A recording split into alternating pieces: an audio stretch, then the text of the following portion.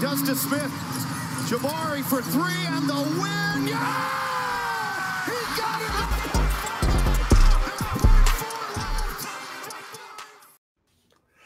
We are here to fuel your Rockets news. This is a Rockets Fuel podcast. And of course, my name is Lachard Binkley. You can find me on Twitter at Binkley Hoops. I always find my written work over at SB Nation or Dream Shake. And of course, before we get too deep into it, we get into your undefeated Rockets. I wanted to give my co-host a chance to introduce himself as usual. Hey, what's up, y'all? It's Vator. You can find me on Twitter and also, or XApp, whatever you want to call it now, and also on Instagram at Vator Sports. Houston Rockets news, some Houston Texans, a little bit of Astro stuff. Go Astros, by the way. They start their series with the Texas Rangers tomorrow. Yep, so that ought to be something. All Texas NBA. See, I'm too busy talking about NBA. All Texas American League Championship Series, so that ought to be very interesting. But of course, we are here. We're talking about your Houston Rockets, who are undefeated. They are 2-0 on the preseason, for wherever you want to take from that. But I really have 2 wins and 2 losses. We're definitely going to be breaking down the first 2 games, giving our thoughts on that. We're also going to be talking about the 2 upcoming games that they have against the San Antonio Spurs. And, of course, we all know everybody's sudden favorite new player, Victor Wembanyama. So we're going to kind of preview those upcoming games. And also, I was out at practice today, so we're going to be talking a little bit about a couple of interviews that they had out at the Rockets practice today. So before we get into that part of it, I definitely want to talk about the previous 2 games. The Rockets knocked off the Indiana Pacers and also knocked off the Pelicans, actually destroyed the Pelicans. The first game was a little bit more kind of sluggish. Took them a while to get kind of into the flow of it, even though the Pacers didn't start any of their regular starters. But eventually the Rockets pulled away in that game. And then this last game, the Rockets just came out from the start and just ran New Orleans off the court. New Orleans had all their starters on the court, including Zion Williamson, who at times I forgot he was even on the court. The Rockets played, their best defense out of the 2 games. Last night against the Pelicans, where they had 18 forced turnovers in the first half. Like I said, they pretty much took the Pelicans right out of it. Even Pelicans head coach said they were demoralized after that first half. So the Rockets pretty much imposed their will. Jabari Smith had a great game.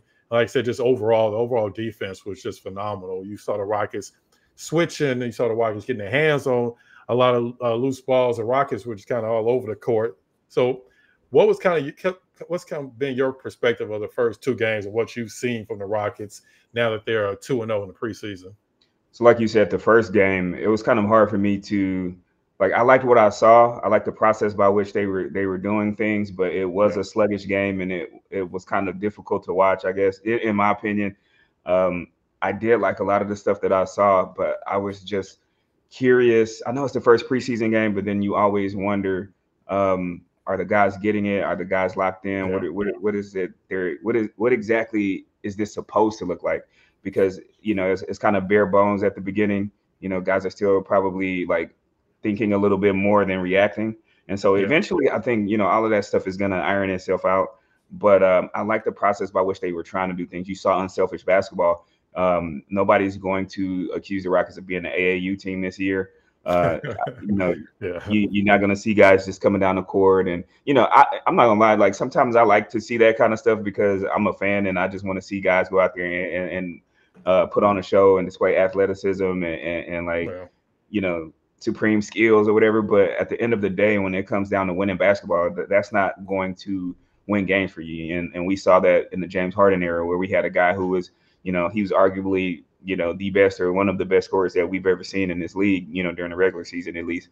But that did not, and we ran into one of the greatest teams of all time. We don't have to go down that rabbit hole. But, at the end of the day, I think one thing that we learned through that process is it's best to move that ball around instead of having to rely solely on one person to get everything done, whether it be scoring, whether it be making the correct pass, decision making. Harden had a heavy load, and I think we tried to put that on a few of the other players that we had. But Ime Udoka is coming from a situation, and he was actually with the Brooklyn Nets when they had Kyrie, Harden, and Kevin Durant at the same time. So he's seen how that can work, where you got 3 super mega stars who are amazing talents, amazing scorers. And he went to Boston and he took Jaylen Brown and Jason Tatum, who are used to having the ball in their hands and kind of doing everything on their own.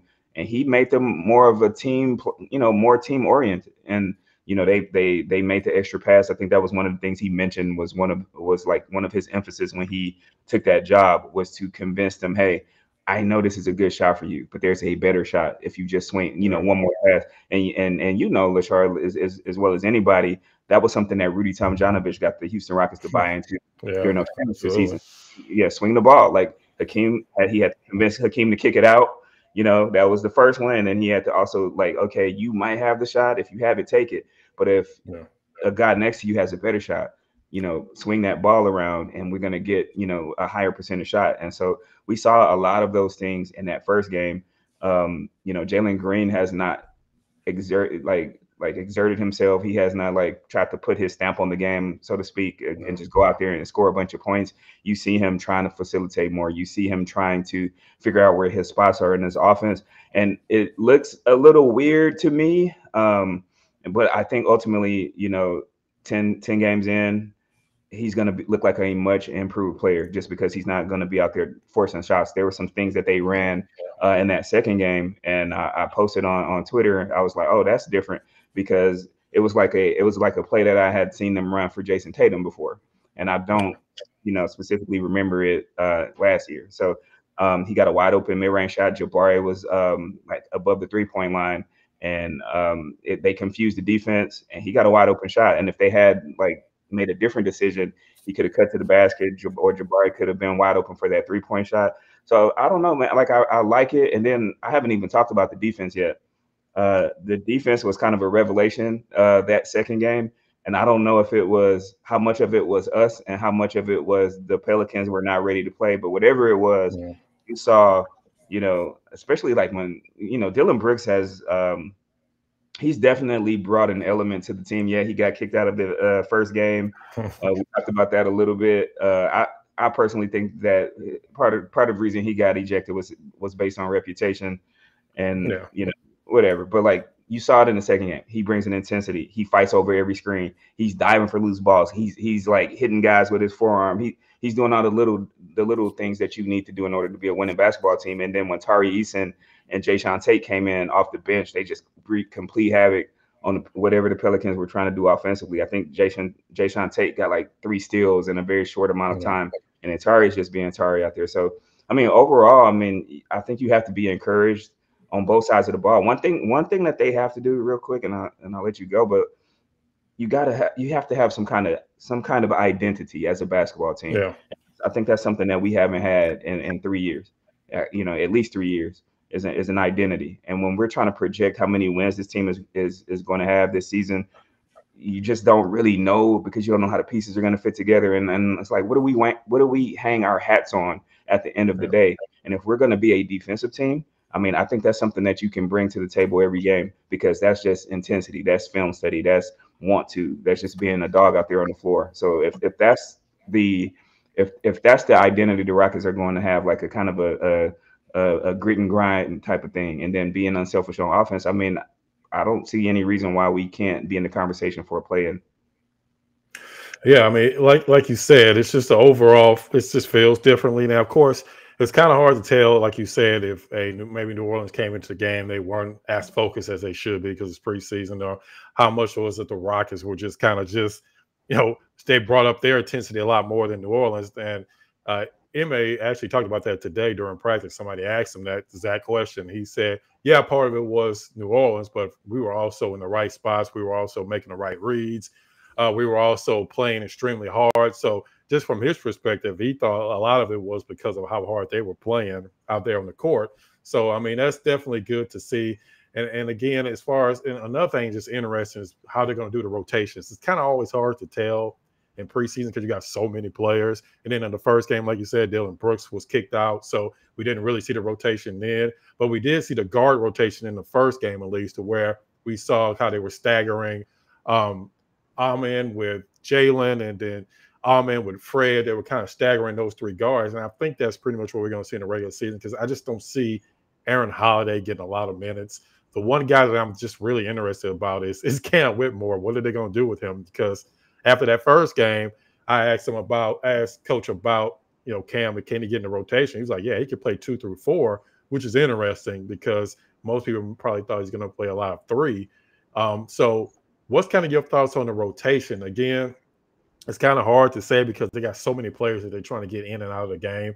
We didn't see a lot of the starters, and we didn't see starters all in the fourth quarter last game because the Rockets just kind of just blew the game wide open. But what's some of the things you saw from the rotation, like specifically like the guard rotation? Do you think that Cam can kind of slide his way into that rotation and not necessarily have to even go to the G League?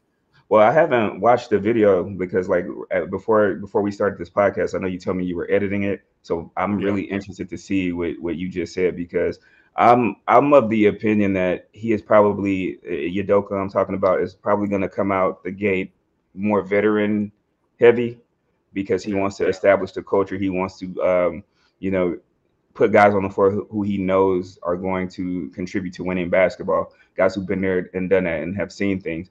But like the fact that you told me that he's at least considering it is very encouraging to me because one thing I know that dude can do is score the basketball. Like he is, and he has a aggressiveness to him already that I think we were looking for Jalen to have that first season. And Jalen came out and I think this is also, I'm not saying this is a negative, but I think Jalen kind of took a backseat to the veterans. And that's probably not a bad thing. And like if you think of it, you don't want to be that hot-headed rookie that comes in and it's like, yeah, this is my team and shoot up 20 shots a game. He's like, okay, I'm just going to like play off of these guys and I'm going to find my way. I'm going to play a role until that time comes. And I don't think Cam has a different mentality, man. Like you could tell as soon as he steps on the floor, he's going to shoot that ball for better or for worse.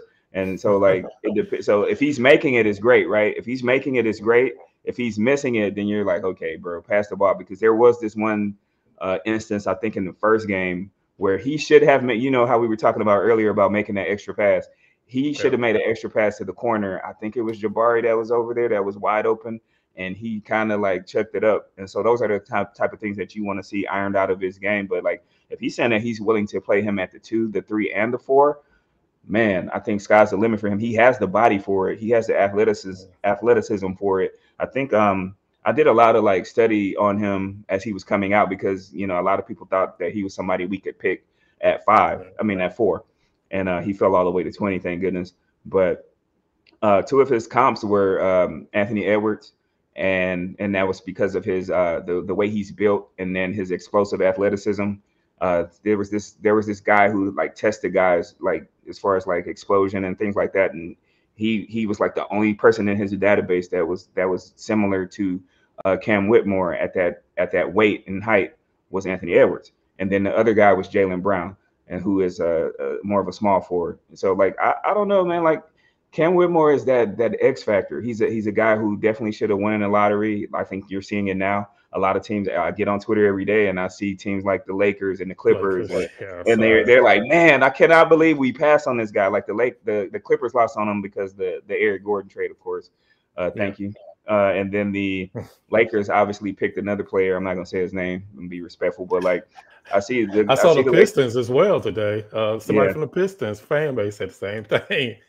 Yeah, so like Cam is making a very like he's making a splash already, and he did it in summer league, and people's like, oh, it's just summer league, like he's not gonna do that against like real NBA talent. We played 2 preseason games, and now people are like raising their eyebrows, and then some people are also like, oh, it's just preseason. But I think everything that he's doing is translatable. Obviously, he has to work on some of those soft skills that he has, and like he's still not really much of a playmaker. He's not, I don't know his defense. I don't know if he's really focused on that right now. But the thing is, like the stuff that he's doing well, he's doing it really well, and that's putting the ball in the basket. And so if you can put him in and find a way to get him, 12 minutes a game, and he can come in and get up 6 to 8 shots in those 12 minutes, you have like a Vinny the microwave, Johnson type of situation where you got this dude, and if he's going off, you just leave him in the game, right, and see what happens. So no, I'm hopeful that he can find his way into the rotation. I think it's going to be difficult, if you just kind of look at who's in front of him. I don't really consider Holiday as an obstacle for him, but we still haven't seen much of like Reggie Bullock, I should say. Bullock is not Bullock. Reggie Bullock, we haven't seen him. We saw some good minutes from Jason Tate the last game. And then obviously you have Tari and Jabari. You have Alman, who can probably swing multiple positions. You have Dylan Brooks. So I don't know. There's just a lob jam there, but like if he can play three positions, man, I hope what Ma told you is true, that he's gonna look to find his way on the court. And we saw that from Tari Eason last season, right? We thought Tari was a guy who we like, oh, he's probably not ready. Send him down to the G League, let him get some seasoning, and maybe bring him back up towards the end of the season, like we did KJ Martin a few years ago. But he played so well, they didn't have a choice. He forced their hand, and so I guess I'm interested to see how this plays out. Yeah, he can play 2 through 4 pretty easily, and so you can plug him in a lot of places. Big body at the 2 and strong enough to guard 4s, and so he can play everywhere in between. And for him, it's a luxury at times. You look at him and Amen, and you can kind of pair any grouping with those guys, big or small, and they fit in well. So although the 4 is a stacked position, as you mentioned, I think we can play him 2, 3, 4, no problem. So you saw in the first part of the video, I asked him about Cam and his potential of playing in the rotation, because like you said, a lot of people, just like Tari, just like Alperen, before he kind of just dominated everybody in the summer league his first year, a lot of people were thinking, that myself included, that he'll probably spend some time in the G League. But if he continues to play the way he's playing, he can force his way into the rotation, even though it might be a little bit harder because he has a lot of people in front of him, like you mentioned earlier. But we also saw that with Tari. Tari had KJ in front of him. Even though Jay Sean did get hurt, he didn't play a lot last year, so that definitely helped. But he had KJ in front of him, and he had Jabari in front of him, but he was still able to carve his way into rotation. By the end of the year, he was playing over 20-some minutes a game. So we might see the same thing with Cam. He might play so well that, hey, sorry, Reggie Bullock, we just signed you, but you might have to sit on the bench a little longer than you were expecting when you first came here. So he might be able to slide in, and maybe they make a move moving Jayshawn Tate, even though I think they really like Jayshawn Tate and what he brings. But I think that's one of the more interesting storylines for the rest of this preseason is, what do you do with Cam if he's just so good that he just forces his way into that rotation? And you know what? He has that confidence that you like to see in a young player. He's coming into the game, and I heard him do an interview before the preseason, and he was basically talking about like his goals for his rookie season. He's a guy who thinks he's gonna like compete for rookie of the year. He don't have any like ideas that he's going down to the G League. That is not on his that's not on his list of things that he thinks that he's gonna do this season. And he's going out there and he's playing well. He has 3-level scorer potential, and I don't. Who else on the team has that other than Jalen Green? Jalen Green is a guy who can get to the basket, and hopefully he develops like a consistent mid-range and a consistent three-pointer. Other than him, like who else has the potential to like kind of like be somebody who is a huge threat off the dribble to get to the basket and get you 2 points, and then also be like devastating in the mid-range and also be able to stretch you out to the 3. Like I think it's Cam. I think it's Cam is like the next best option to do that. And he's coming in already, and he's showing that he's ready for this stage. So yeah, like I'm excited about Cam. Like I was excited about the summer league, but I did try to temper my expectations just because it was a summer, and I know he had just turned 19. He is still super young. Like I think a lot of people don't even realize like he is a young player. And we saw like with young players last year with Jabari, because Jabari was 19 the whole season. Sometimes those guys aren't ready yet. They need some seasoning. They need to, an opportunity to kind of like either learn on the fly or go down to the G League and be able to kind of like get comfortable down there. And Jabari wasn't afforded that last year, being the 3rd pick in the draft. Like you don't want to see your 3rd pick in the draft down in the G, toiling away in the G League. So he was probably given more than he was ready for at the time. And then we probably also didn't do him very many favors by kind of like spotting him up and using him, primarily as a, a guy who is a spot up shooter. He's shown to me that he needs to be able to get in a rhythm, whether that be, touching the ball a little bit more, being able to go to his mid-range game. We've seen like, and we saw it at the end of last year too, like he has a really sneaky good mid-range package as far as like being able to get his shot off with a dribble or two, like being 6'11" and having a wingspan and then the high release. Like nobody's bothering that shot. We saw him shoot that over Evan Mobley, who is probably going to win multiple Defensive Player of the Year awards at some point. So, anyways, I got sidetracked with Jabari because I'm excited about him too. But yeah, Cam looks good, man. Cam looks good. Actually, I'm glad you talked about Jabari because he's actually the next person up, next interview that actually he talked to the media today after practice, and that was kind of a good segue talking about his improved ball handling because that's something I asked him about his improved ball handling. Is that helping him be more aggressive, kind of unlocking some more of his offensive game? Because, like you said, last year he was basically just a glorified spot up shooter for the first half of the year, and then eventually it kind of seemed either he just took it upon himself or they kind of loosen the reins to where he was shooting more mid range, shooting more from post up. He was kind of using his turnaround game. He was forcing the action instead of just being kind of a passive, just a 3-point shooter. And we've seen that continue to summer league, and we definitely saw that in the first 2 games, specifically that second game where he was just super aggressive. Every time he got the ball, he was going straight to the basket. So yeah, I asked him about that today. He kind of talked about how his improved ball handling has kind of helped him overall when it comes to his offensive game. Improved ball handling, how that's going to unlock your offensive game where you're able to score not just from the perimeter, but all over the court? Oh, yeah, for sure. Just being able to take bumps and having counters for different defenses. You know, it gives you more confidence attacking downhill. It gives you more confidence when you get a rebound and can push. You know, it just helps everything. And then the defense picks it up and, you know, they kind of get worried about trying to drive it a little bit more. Yo, okay, that's crazy. He's talking about being able to take bumps while he's dribbling the ball. So he's a guy who I feel like he was self-aware. He was not happy with the way his rookie season went, and he saw like some of the deficiencies in his game, and he decided that this summer those were things that he was going to work on. So he clearly worked on his ball handling, and that was evident in the summer league. Like he was probably the best player in summer league. Didn't he win the summer league MVP? And he only played like 2 games. Well, Cam won. He would have won it if he would have kept playing. He would have absolutely. He made the first team. He made the first team, and he had only played 2 games. So he made a huge splash during the summer league. So and then also him saying, oh, the yoga.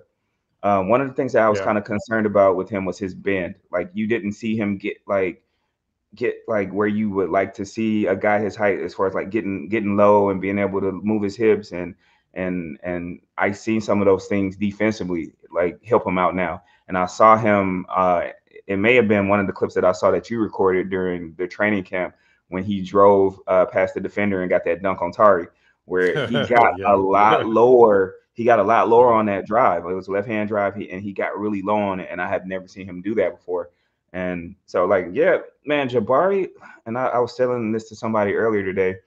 If Jabari actually becomes who they thought he would be, who the people were projecting him to be before the draft last year, when people were saying he might go number 1, I think that completely changes some of the trajectory of like the upside of this Rockets team, because like I think going into this season, we've been kind of looking at him as like a 4th option type of guy, like a glue guy. And there's nothing wrong with that. Like, I don't have a problem with him just being a guy who's going to give you, you know, maybe not elite defense, but like really good defense and hopefully be, you know, an elite 3-point shooter, you know, at that power forward position. But if he can be more than that, if he can be a guy who is also, you know, helping anchor your defense and a guy who you can also rely on, you know, to give you 18 to 20 a game, I think suddenly like the Rockets are in a lot better position than we probably are even imagining to be already. And so that just goes like, we're just an impatient fan base audit, you know. Well, not all of us, but a lot of us are. Sometimes I am too. I'm not trying to like, you know, talk mess about anybody, but there are so many people who I'm friends with who have written Jabari Smith Jr. off. And they're like, he's not, you know, he was never worthy of going number 1. There's some really good players that were in that draft that went ahead of him, Paulo Banchero, Chet Holmgren, but they were just kind of like, he's not going to ever be like an elite 3-point shooter. He's not ever going to be an elite defender. He's not going to be this. He's not going to be that. And so far, now that he's like worked on some of his things, and also like I said earlier, he was so young last season, and that's one of the things I kept pointing to. I'm like, this dude was literally one of the 6 youngest players in the whole league last year. And you can't write a player off that is that young. And sometimes it takes big men a little bit longer to develop, right? And so the fact that he went into the summer, the fact that he worked on a lot of the things that he knew he was not good at, and so far, like, you have to give him an A+. You have to give him an A+ from what we've seen during the summer league and the 2 games that we've seen in preseason so far, he has been our best player, which is kind of crazy to say because like I wouldn't have had that on my bingo card, but look, like if like I said, if he can be like a top 3 player on this team moving forward, I think, like I said, I think that just kind of like changes the upside of the Houston Rockets as a whole. Yeah. I mean, that's a huge addition. If you can count on Jabari Smith getting you, I don't know, 15, 16 points a game, I think that's a huge step forward because you know what you're going to get from Jalen. You know Fred VanVleet's going to be consistent. Maybe Fred VanVleet's not giving you 25 a game, but you know he's going to be consistently giving you points. So you know you're going to get scoring from them. You know you're going to get scoring from alperensengun in the paint. So you know what you're getting from them. But if you're getting that from Jabari Smith, especially if he's able to be more aggressive, be able to score from the mid-range, be able to score post-up occasionally when they switch to smaller guards or smaller forwards onto him. If you're able to get those things from Jabari Smith, something that I think, like you said, a lot of people weren't expecting him to ever be able to do. Most people just thought he's going to be a stretch forward, 3-and-D type of player. But if he's going out there giving you 15, 16 consistent points a game, a la sort of like a Rashard Lewis back in the day. I mean, yes, Rashard Lewis was a much better scorer, but he has that same type of body type to where if he can get that mid-range game going, that'll open up just his entire game. Because like he said during the interview, he was also talking about when he's able to, you know, be a better ball handler when players are running out to him, trying to guard him on a three-point line, he can drive by him with confidence and actually get to the basket.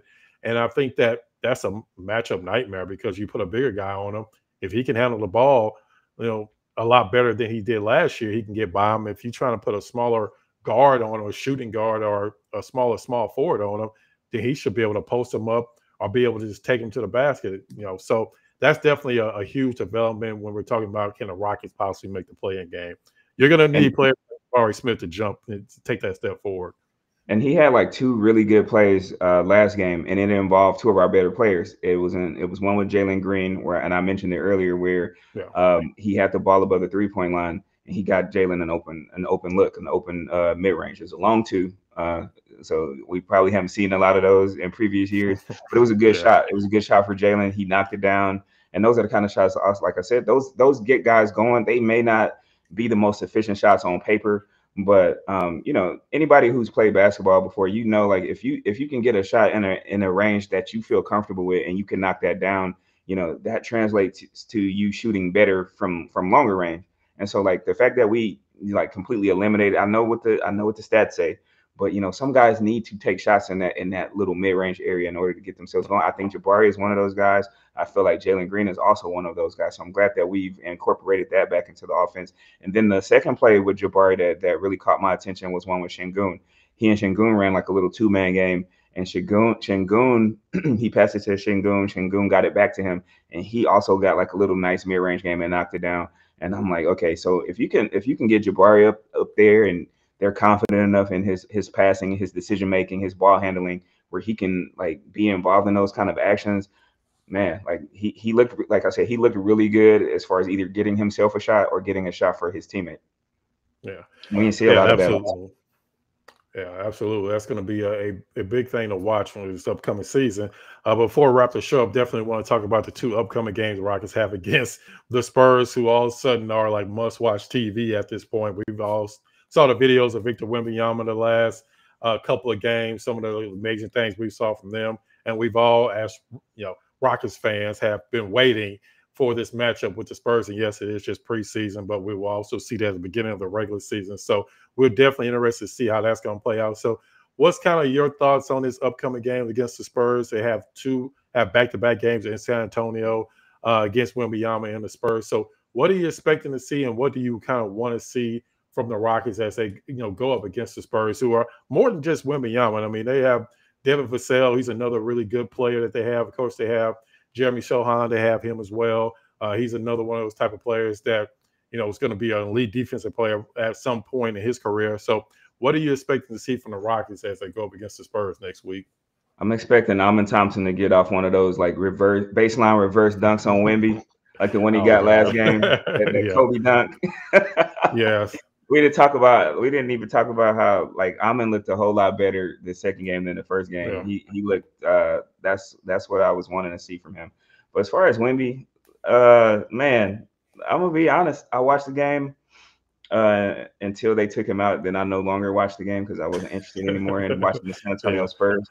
But like I watched every minute that he was in the game, and man, he looks good. He looked legit. He looked as advertised. He basically did a Space Jam dunk on a dude. I think it was Thomas Bryant. His arm kept going and going. Yeah. And it was left-handed. It was nasty. And then Thomas Bryant like looked at the crowd like, did you see that video? There's another video circulating where they saw like Thomas Bryant's reaction after he dunked on him, and he couldn't even believe what happened. He's to like, him. I don't know what I'm supposed to do about that. Yeah, it's like, man, what do you do? And so like, yeah, Wemby, and then Wemby was going out there, and he already like has a better handle than guys who are a foot shorter than him. Like he can actually dribble at 7'4", which is kind of scary. And he was knocking down shots. He was dominating in the paint. He was blocking shots. He looks like they said he would look, right? So the what do you do to combat that though? You can't let him get comfortable. There's been a lot of debate I've seen on social media about who to put on him. A lot of people want to put Jabari on him, and I think that's fine. But like me, just as a person who's watched, I watched Yao Ming all those years. Yao Ming was here. Yao Ming wasn't bothered by length. He wasn't bothered by guys who were his height. He was not bothered, or nobody was his height, not really, but he wasn't bothered by big guys. Shaquille O'Neal, he had some of his better games against Shaquille O'Neal, Dwight Howard, guys like that. Those dudes did not bother him. He dunked on those dudes. He got his turnaround off on those guys. He pretty much did with it. He could bump them and kind of get to where he wanted to get to. The guys who gave him issues were smaller guys with lower center of gravities who could kind of get up underneath him and force him off of the spots that he wanted to get to. And it was the craziest thing. It was frustrating to watch because you're like, man, why is this? You're 7'5". Like, why is this little dude guarding you? And, that was kind of like a lesson, a lot of us learned. And we saw it also when Kevin Durant came into the league, right? He was more bothered by shorter players. He got to the point where, that didn't bother him as much with as he upped his skill level and weight training and things of that nature. And then, then nobody could guard him. But I think right now, the best way to defend Wemby, what I would do personally, I would try Dillon Brooks on him. Dillon Brooks is a tank. He does not have the height to block his shot, but how do you block a guy who's 7'4" Nobody's blocking his shot. 8 foot wingspan? With an 8 foot, he has an 8 foot wingspan. Like we've seen, like Jabari is 6'11" with a 7'2" wingspan, and we see that nobody can really block his shot. So like there's not blocking this dude's shot, man. You think you're contesting it, but you're probably really not. He can't even really see you, if we're being honest. So I think our best bet is to put a guy like Dillon Brooks or Tari Eason on him. I heard some people say Jason Tate. I mean, we can see what it looks like, but then you're giving up a lot of height. You're giving up that's a whole foot, 7'4", 6. He don't even see. Yeah, it's like I'm just going But those for me, Dillon Brooks and Tari Eason are the two guys who I would try, who I feel like might be best on him, and then it'd be really interesting to see how Jabari defends him. So yeah, those three guys. What about you? So real quick, over under number of technicals if Dillon Brooks is guarding Wembanyama. How many times is he elbowing him? I think he gets one technical. We gotta send this dude a message, man. We can't what he did last night was unacceptable, man. He was just doing whatever. He did whatever he wanted. I was making jokes, just jokes. I was just because we're not gonna I was like, they're not gonna be able to stop him on the basketball court. Somebody needs to find out that he's been betting on NBA games or something. We got to get him off the court completely. Yeah. But yeah, man, I think a technical. Let's do one technical. I don't think Dillon Brooks is gonna get himself ejected from two of the first 3 preseason games. Hopefully. Yeah. Let's leave it at one technical. But yeah, I agree. I think a Dillon Brooks would be the best because, like we were talking about off air, I think you have to make Victor Wembanyama a post-up player. That's the one part of his game that he still hasn't mastered yet. He's still working on. Because if you're putting a big guy on him, he's just going to go around him. I mean, not to say that he necessarily just be able to blow by Jabari every single time, but he's still going to be able to get to the basket against Jabari. If you put Sengun on him, the exact same thing is going to happen. He's just going to try to take him off the dribble. He's going to take him out to the three-point range, and he's going to take him to the basket. But if you put Dylan on him, that pretty much eliminates that because Dylan Brooks is not going to let Wembanyama drive by him. Now, he may shoot turnarounds. That's fine. That's what you want him to do. You want him to take those turnarounds, those difficult shots. Yeah, those tough shots. You don't want him taking people off the dribble and then getting to the basket and he has an easy layup. You want him to be able to, after force him to take those fadeaways, take the hook shots, whatever other shots he has as far as his post-up game. That's what you want to force him to do. So, yeah, I agree. Putting Dylan Brooks or Tari Eason on him is probably the best thing they can do. But I have a feeling we haven't seen a lot of double teaming from the Rockets early on, but we may see some of that depending on how he, if he's able to get it going in the post-up game. But if not, yeah, like you said, put Dylan Brooks on him, make him harass Victor Wembanyama up and down the court, something that we know Dylan Brooks loves to do. We heard him in the media day. We've heard him in other interviews say that he loves getting in other players' heads, and we know that's exactly what he's going to try to do against Wembanyama, especially with all the hype and especially with him being a rookie. We know if anybody can do it on the Rockets, it's Dylan Brooks. And one thing I also want to point out, so like this is not a shot at like Sengun or a Jabari. Like we saw video when we didn't even know who Wemby was when he was playing against like Rudy Gobert a long time ago. He was like 16 years old, and he was giving Rudy Gobert buckets. And Rudy Gobert defensive player of the year. Yep. Rudy Gobert was defensive player of the year, and so yeah, like if he gets a big guy on him, I don't think that bothers him at all. Like like you said, he's gonna take that big guy away from the basket, and he's gonna outskill him, or and his length is just so crazy.